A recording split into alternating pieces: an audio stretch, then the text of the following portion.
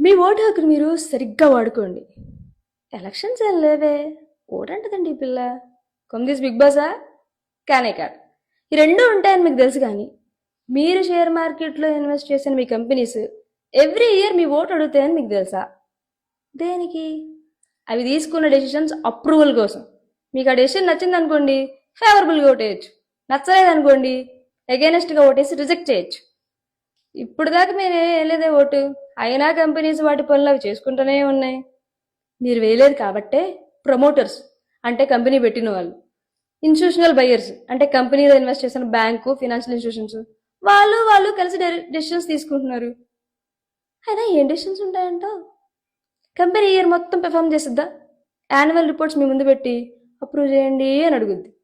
మీకు అవి ఓకే అంటే ఓకే, లేదంటే అగైనెస్ట్గా ఓటేసి అందులో ఏదో ఫ్రాడ్ జరుగుతుంది అనిపించింది అనుకోండి, మీరు అగైనెస్ట్గా ఓటేసి రిజెక్ట్ చేయొచ్చు.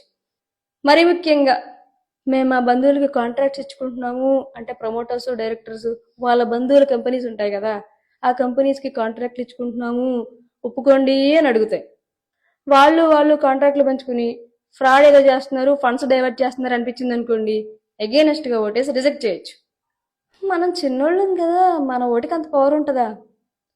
తక్కువ షేర్స్ ఉన్నారని తొక్కేయకుండా, పెద్దోళ్ళైన ప్రమోటర్స్ డామినేట్ చేయకుండా మీకు కొన్ని పవర్స్ ఉంటాయి, మైనారిటీ ప్రొటెక్షన్స్ పవర్స్ ఉంటాయి. మీ ఓటుని మీరు సరిగ్గా వేసుకోండి. ఆ డెసిషన్స్ అన్ని క్లియర్గా చదువుకొని అప్రూవల్ ఇస్తారో రిజెక్ట్ చేస్తారో చూసుకోండి. మీరు ఎక్కడికి వెళ్ళక్కర్లా. మీకు ఒక మెయిల్ వస్తుంది, అందులో ఈ ఓటింగ్ లింక్ ఉంటుంది.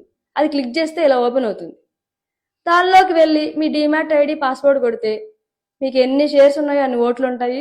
విచ్చలవిడిగా వాడుకోండి.